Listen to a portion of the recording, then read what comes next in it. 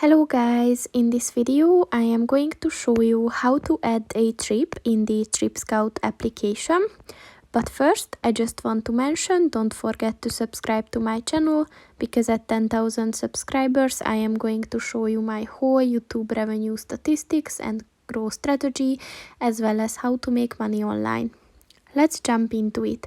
First of all, open the application on your phone. And then click on the My Trips button at the bottom of the page. And then click on the plus sign at the top of the page on the right.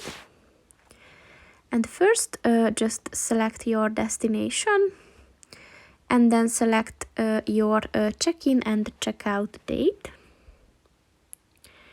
And as you can see, you can add a place for each day that you're staying.